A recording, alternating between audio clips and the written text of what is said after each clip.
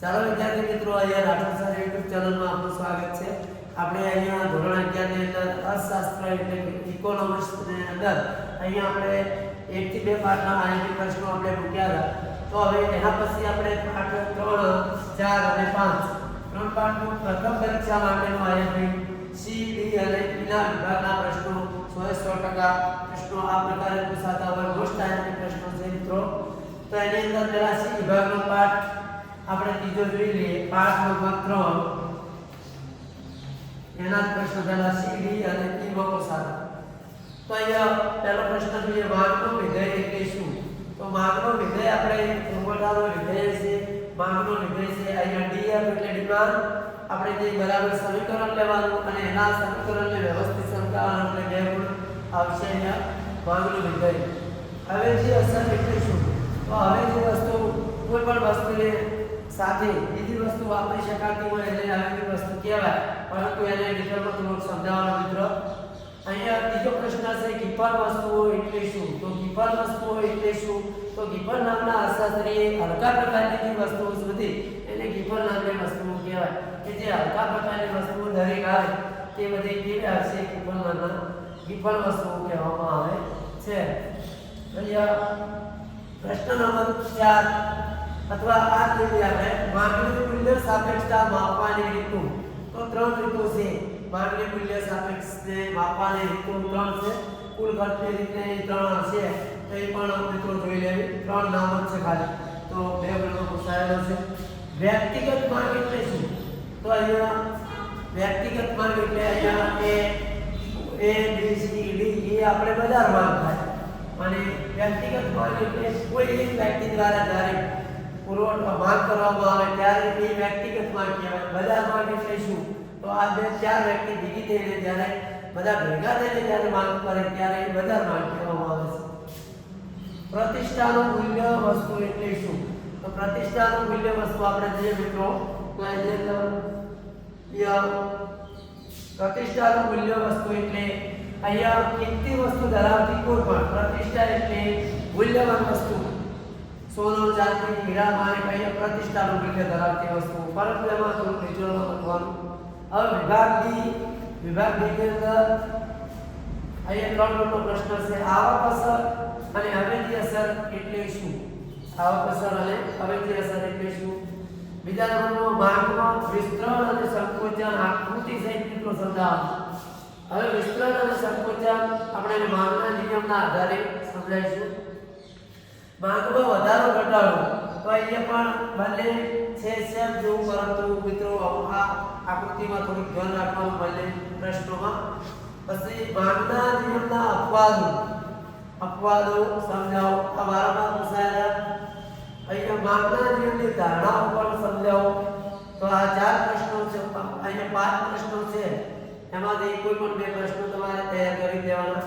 અહીંયા હવે વિભાગ ઈ ની અંદર ખાસ મહત્વનો પ્રશ્ન જે પહેલો પૂછાય છે, તો વ્યક્તિગત માંગ અને બજાર માંગ ની સમજૂતી આકૃતિ દ્વારા સમજાવો. તો કોષ્ટકો અનુસૂચિ દ્વારા સમજાવવાનું. માંગનો અંત આપે તેને અસર કરતા પરિબળો કયા કયા, તો એ પણ આ સાહેબ છે. પછી માંગના નિયમને અનુસૂચિત અને આકૃતિ સહિત મદદથી સમજાવો. તો માંગના નિયમને અનુસૂચિ કોષ્ટક દ્વારા આકૃતિ દોરી અને મિત્રો તમારી રીતે સમજી શકો. માંગના નિયમ લખવાનો એના આધારે. હવે ચોથો પ્રશ્ન છે, માંગની મૂલ્ય સાપેક્ષતાનો અર્થ આપી અને આકૃતિના પ્રકારો. તો માંગની મૂલ્ય સાપેક્ષતા, માંગની મૂલ્ય અપેક્ષ માંગ, આ બધી એના પ્રકારો આવે છે. 5 પ્રકારો છે અને આકૃતિ દોરી ટૂંકમાં સમજાવવાના રહેશે. હવે આપણે આગળનો પાઠ એની અંદર જોઈએ કે પાઠ નંબર 4 ના આઈએમપી. ચાલો વિદ્યાર્થી મિત્રો, અહીંયા હવે પાઠ નંબર 4 અર્થશાસ્ત્રની અંદર આપણે વિભાગ સી ની અંદર પ્રશ્ન જોઈ રહ્યા જે પુરવઠા આધારે છે. હવે પહેલો સી વિભાગનો પ્રશ્ન જોઈએ, તફાવત આપો જથ્થો અને પુરવઠો. જથ્થો અને પુરવઠો આપણને બંને વસ્તુ અલગ અલગ છે મિત્રો.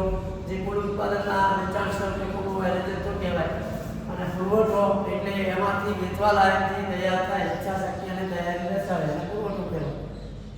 અહીંયા વ્યક્તિગતમાં પુરવઠો અને બજાર પુરવઠો એટલે શું? તો આપણે એમાં વ્યક્તિગત માંગ અને બજારમાં જોઈ એને એ જ રીતે છે, પરંતુ સમજવાનું જે છે કે વ્યક્તિગત પુરવઠો અને બજાર પુરવઠો એ આધારે તૈયારી કરી લેવાનું મિત્રો.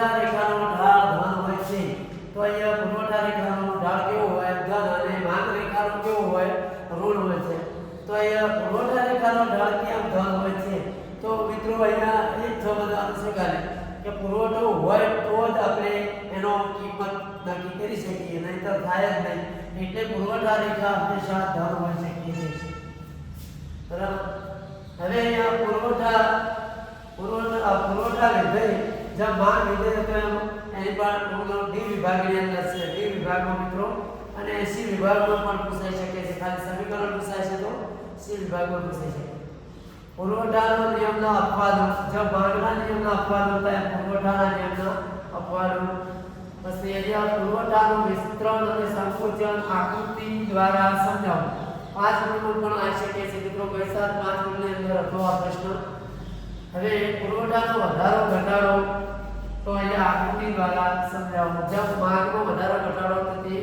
રીતે પુરવઠામાં વધારો ઘટાડો એ પણ સમજાવવાનું હવે એ વિભાગની અંદર 5 મિનિટની અંદર પ્રશ્નો આ બંને આવી શકે છે મિત્રો આ બે પ્રશ્નો એવા છે કે મોટા હોવાથી એ વિભાગની અંદર પણ લઈ શકે છે એટલે ધ્યાન રાખવું ડી વિભાગ ઉપર તરત અહીંયા તૈયાર કરી લેવાનું और पुरवठाने असर करता परिबळो जब માંગને असर करता मुख्य બે પરિબળો છે ત્યાં માને પુરવઠાને असर करता मुख्य બે પરિબળો એક આવશે કિંમત અને કિંમત સિવાયના પરિબળો તો બંને પ્રશ્નો એક જેવા છે બંને પાઠ પણ એક જેવા છે સમજવાનું અલગ છે પછી પુરવઠાનો નિયમ અનુસૂચિત આકૃતિ દ્વારા સમજાવો તો એ જ માંગનો હતો અહીંયા પુરવઠાનો નિયમ લખી ધારણાઓ સમજાવો બંને ભેગો પણ પૂછાઈ શકે છે મિત્રો આ ગુણમાં અને છેલ્લો પ્રશ્ન છે ખાસ કે બજારમાં કિંમત નિર્ધારણ તો કિંમત નિર્ધારણની પ્રક્રિયા આકૃતિ દ્વારા સમજાવો કેમ ચોથા પાઠમાં આવે મિત્રો એનું કારણ છે કે અહીંયા માંગ અને પુરવઠો બંને સરખું થાય એટલે અહીંયા આ રીતે આકૃતિ આવે છે અને બંને જ્યાં રેખા છેદે ત્યાં એની કિંમત નક્કી થાય એટલે કિંમત નિર્ધારણ કહેવાય આ પણ સમજી લેવાનું તો આખો પ્રશ્ન તમને આવડી જશે આ છે પુરવઠા રેખા આ કેવું હોય ધન હોય આ કેવું છે આપણે કહીએ તો માંગ રેખા અને એનો ઢાળ કેવો હોય ઋણ તો આ ઋણ આવશે આ બંને સંબંધ કેવો તો વ્યાસ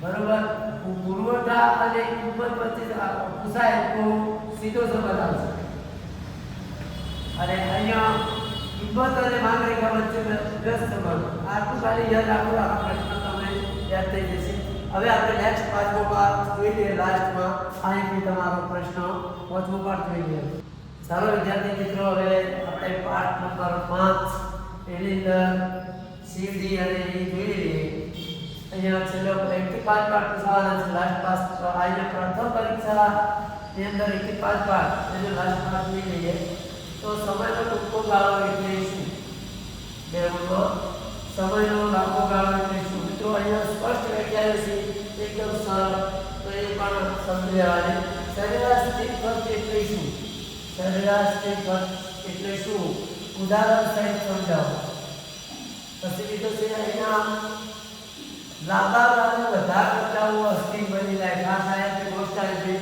પ્રશ્ન કોઈ પણ ખર્ચ સ્થિર ખર્ચ અને અસ્થિર ખર્ચ બે ટૂંકા ગાળા માટે હોય છે કે લાંબા ગાળે તો બધા ખર્ચ કેવા બની જાય છે અસ્થિર બની જાય છે મિત્રો પછી સરેરાશ આવક અને સીમાંત આવક એટલે શું એક આ ખાસ તૈયાર કરજો મિત્રો પછી અહીંયા ડી વિભાગની અંદર સ્થિર ખર્ચનો અર્થ આપે અને આકૃતિ દ્વારા સમજાવો તો આ પ્રશ્નો એકદમ સિમ્પલ આકૃતિ કોષ્ટક દ્વારા સમજવા એટલે મિત્રો તાત્કાલિક તમને આવડી જશે પછી બીજો પ્રશ્ન છે અસ્થિર ખર્ચનો અર્થ આપે આકૃતિ દ્વારા સમજાવવા બંનેમાંથી એક પ્રશ્નનો ફાઇનલ હશે પછી અહીંયા વૈકલ્પિક ખર્ચ બધી માપવાની મર્યાદાઓ તો વૈકલ્પિક ખર્ચને આપણે માપી શકાતા નથી એના કારણો છે એ મર્યાદાઓ કઈ કઈ છે એ પણ જોઈ લેવાનું મિત્રો અહીંયા કુલ ખર્ચની આકૃતિ દ્વારા સમજાવો કુલ ખર્ચ એટલે સ્થિર ખર્ચ અસ્થિર ખર્ચ આ બધાનો સરવાળો એટલે કહેવાય કુલ ખર્ચ ટોટલ કોસ્ટ અહીંયા આપણે કહીએ છીએ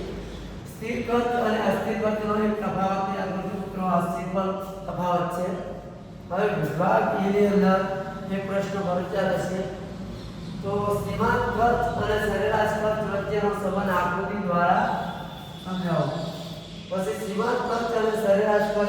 આકૃતિ દ્વારા પણ સમજાવું, એ પણ આગળ આવજો, એ પણ અહીંયા 5 ગુણમાં લઈ શકે. પછી ઉત્પાદનના વિવિધ ખ્યાલો, જે વાસ્તવિક નાણાકીય, એ બધા ખ્યાલો આવશે. વાસ્તવિક નાણાકીય ખ્યાલો, વૈકલ્પિક ખ્યાલો, આ બધા એની અંદર સમજવાના છે. હવે મિત્રો નેક્સ્ટ વિડિયો આપણે વાણિજ્યનો 1 થી 6 પાઠ, એની અંદર પ્રથમ પરીક્ષાનું આયોજન પણ આપણે આ પાછળ આવેલું છે, તો એને પણ જોઈ લેવું. જો વિડિયો ગમતો હોય તો લાઈક કરજો, શેર કરજો અને સબસ્ક્રાઇબ કરજો, જેથી તમને બધા મોટિવેશન દ્વારા તમે અહીંયા વિડિયો મળતા રહેશે. તો અહીંયા વાણિજ્ય, ભૂગોળ આ બધા વિડિયો આવશે મિત્રો, એટલે ખાસ કરીને જોઈ લેવા.